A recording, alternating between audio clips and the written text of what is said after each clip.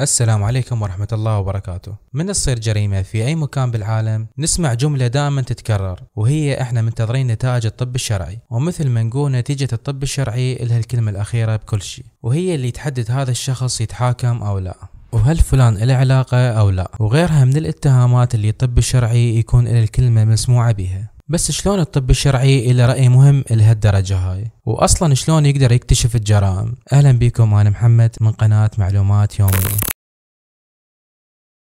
في عام 1887 ميلادي نشر الكاتب والطبيب الاسكتلندي آرثر دويل مجموعة قصص تدور عن شخصية اسمها شيرلوك هولمز. المحققين ورجال الشرطة يرجعون له بالقضايا المعقدة حتى يحلها ويجيب آخرها، وكان هولمز يقدر يحل هيج قضايا عن طريق شوية مهارات مثل التفكير المنطقي وقدرته على ربط الأحداث واكتشاف الأدلة البسيطة اللي من الصعب ملاحظتها، واللي عن طريقه كان يستنتج حل القضية. شايفين الشغل اللي يشتغله هولمز هذا هو نفسه اللي يسويه الطب الشرعي، بس شوية بغير طريقة. وهذا الفرع من العلوم كان ضعيف وقتها، أو ما عندهم الإمكانيات الكافية اللي تخليه يعتمد عليه في الأمور المصيرية مثل القضايا الجنائية، بل أنه ما كان معتمد عليه نهائيا، ولا حتى كان ينفع يتخذ برأيه كدليل قاطع. وببلد مثل الولايات المتحدة الأمريكية ما اعترفت بالطب الشرعي إلا بعام 1959، وهذا بالرغم أنه كان موجود قبل التاريخ هذا بحوالي قرن ونص.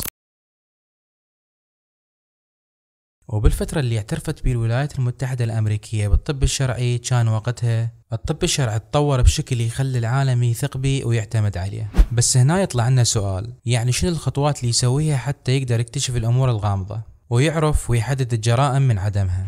أول ما يتم تبليغ الطب الشرعي بوقوع جريمة قتل، أول شغلة يفكرون بها المختصين هي تحديد وقت الوفاة، لأن لو حددنا الوقت اللي حصلت به الجريمة وتابعنا خط سير الميت يعني جزء كبير من القضية شبه انحل. بس شلون نعرف وقت الجريمة وإحنا أصلا ما شفناها وهي تصير؟ الأطباء هنا يبدون يفحصون 3 شغلات بالجثة. أول شغلة يفحصوها تجمع الدم. بالفحص هذا الطبيب الشرعي يكون يعرف أن الدم ما يمشي بالجسم لأن القلب واقف، وهذا معناه أن الدم يكون متجمع بالمكان اللي الجثة مايلة ناحيته، أو لو اجى حرك الجثة لموضع ثاني الدم راح يتحرك من الموضع اللي كان بيه ويروح للموضع اللي صارت الجثة مايلة ناحيته. الكلام هذا لو صار يعني الميت مات مدة أقل من 12 ساعة، لأن بعد 12 ساعة الدم راح ينشف وتغيير مكان الميت مو بسهولة. الخطوة الثانية أدق شوية، وهي فحص تصلب العضلات. الجسم بالعموم يحتاج الطاقة حتى العضلات تبقى منبسطة وبحالة ارتخاء، ونظرا لأن الميت جسمه ما بيه طاقة فعضلاته تبدي من بعد ساعتين من الوفاة يجي لها تصلب، وجسمه يبدي ينشف ويظل على هاي الحالة لمدة 30 ساعة. ولو الجسم لسه عضلاته منبسطة ومرتخية يعني الميت مات خلال ساعتين بس من هذا الوقت. أما الفحص الثالث واللي يعتبر أدق فحص وهو قياس درجة حرارة الجسم.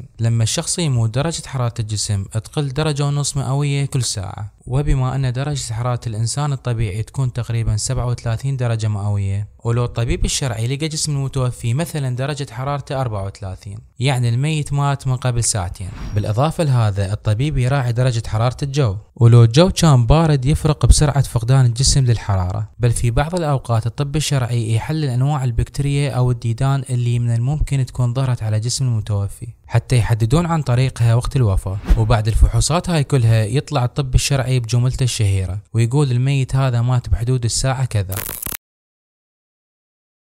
في أثناء تحديد وقت الوفاة الأطباء يحددون شغلة ثانية هم، وهي هل المتوفي مقتول أصلا وأكو جريمة قتل أو لا، لأن لو ماكو جريمة يعني ما نحتاج نكشف عن الجاني من الأساس. ومن عند السؤال هذا يبدأ الأطباء يحللون الجثة ويشرحوها ويتبعون أي علامة للمقاومة أو الخرابيش أو الضرب أو الخنق أو غيرها، ويبدون يفحصون الجثة حتى يتأكدون أنه ماكو أي مخدر أو كحول أو أي نوع من أنواع السموم وجرعات الزايدة من الأدوية. ولو ما لقوا شي من هاي الشغلات يبدون يدورون بالمكان اللي لقوا بيه الجثة، يمكن يلقون أداة اللي تمت بها الجريمة بوقتها، ياخذوها ويفحصوها حتى يتبعون الجاني عن طريق تحليل البصمات أو التحليل DNA. وعلى مود هيجي من تصير جريمة قتل نلقى الشرطة أول شغلة يسووها يحطون شريط أصفر حول الموقع أو يشمعون الشقة اللي صارت بها الجريمة حتى ما حد يقدر يدخل ويغير أي شيء بالمكان. بعد الطب الشرعي ما يسوي الفحص هذا يبدي يتبع خطى سير الضحية ويفرغ كل الكاميرات المحيطة بالمكان اللي حصلت بيه الجريمة حتى يقدرون يحددون إذا كان أكو شخص ماشي ورا الضحية ويتبعها ويحطوه بموضع الاتهام.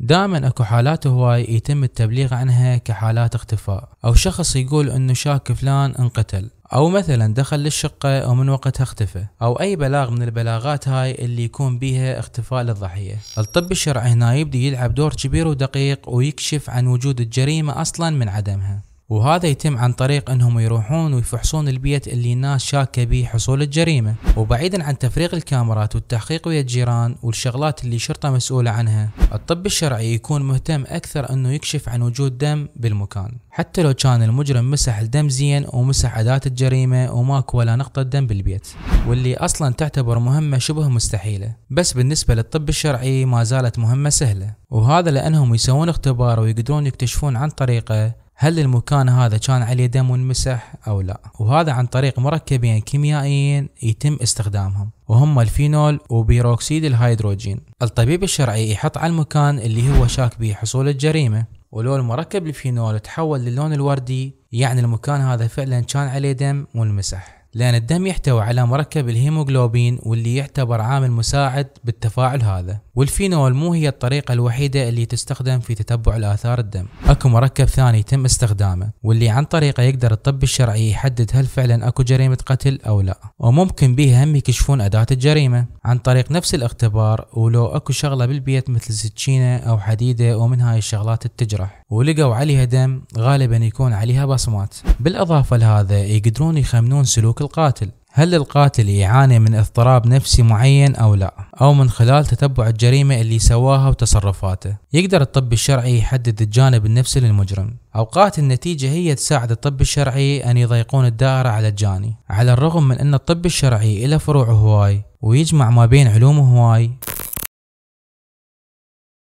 الا ان الطب الشرعي عنده غلطات لا تغتفر. وبمجال حساس مثل الطب الشرعي كان من المفترض انه يصير ادق مع بعض القضايا اللي تحدد مصير الناس، بل مصير اسرة كاملة. في عام 2015 اجرت المكتب التحقيق الفيدرالي دراسة نظرت بها عن 268 حالة من القضايا الجنائية اللي تم استخدام ادلة الشعر والدي ان اي بيها لادانة المشتبه به. الدراسة قالت من العينات اللي تم تحليلها تم 96 تحليل بشكل خطأ، واللي تعتبر كارثة بكل ما تحمله الكلمة من معنى. ولو مستغربين شلون الطب الشرعي ممكن يغلط بشغلة دقيقة مثل تحليل البصمة الوراثية أو تحليل بصمة الأصبع، فأحد الأطباء الشرعيين وضحت هاي الشغلة. ممكن يكون واحد إله شعره بمسرح الجريمة وهو عمره ما راح أصلا لهذا المكان، مثلا واحد قاعد على كرسي بمكان والشعره توقع من عنده على الكرسي، وراه يجي واحد يقعد على نفس المكان فالشعره هاي تلزق بهدوم الشخص هذا، والشخص هذا يمشي ويروح المكان ويرتكب جريمة، والشعره مال الشخص الأول توقع منه بمسرح الجريمة.